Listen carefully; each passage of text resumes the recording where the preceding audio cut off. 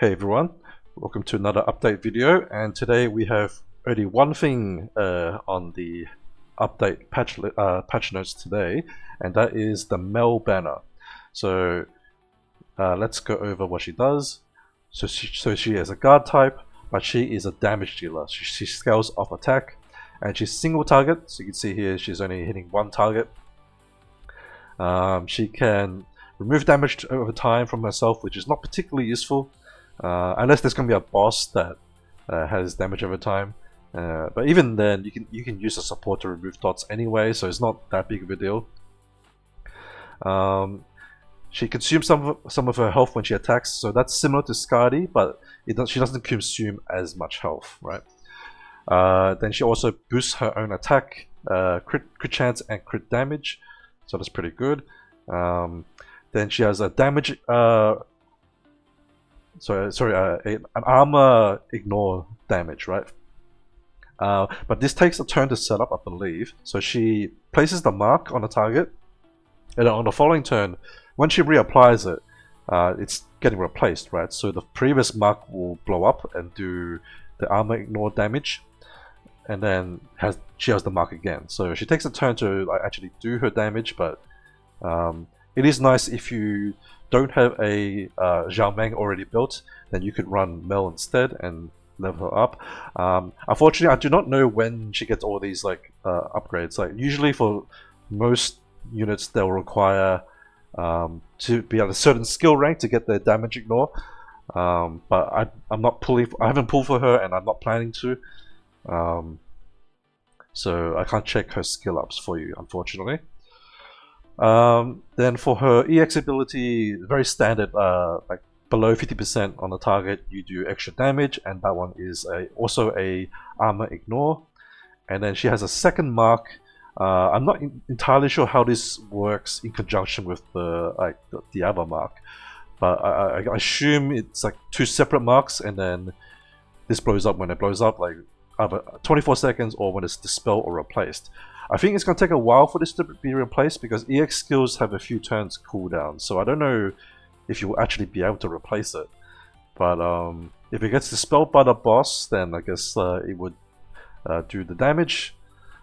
But this also can only trigger, it's only like procs when the boss is below 50%, or rather she applies it when they're below 50%. And by then the boss is probably going to be dead on the next turn, so I don't know how good that actually is, but yeah, whoever wants to build her and try her, be my guest. Personally, I already have a rank 10 Xiaomeng, so I don't have any intention of pulling Mel. She's not a limited unit, and you can tell because there's no big limited sign here, and usually they would have a notification here saying that you get the freebie skin. So you'll be able to randomly pick her up from just your normal summons in other banners, or you can also you'll be able to pick her up in the customized banner eventually, probably after the banner ends. So I don't feel there's any particular rush to get Mel. As far as the tier lists are concerned, from what I've seen, it seems like people were rating her higher than Xiaomeng, so she might actually do more damage overall, but unless you're really trying to push for that rank 1 on raids, I don't think it's really worth it. I mean, I do go for rank 1, but even for me, spending another 10 skill ups to overlap on an armor damage dealer that I already have is not really worth it to me. It's a lot of money, so I won't do that personally. But you do you. Maybe you like her design. I think she actually looks pretty nice, but yeah, that's up to you. A couple more things I want to point out is so the Cosmic Showdown event has ended, and you can collect your rewards. It's in the mailbox.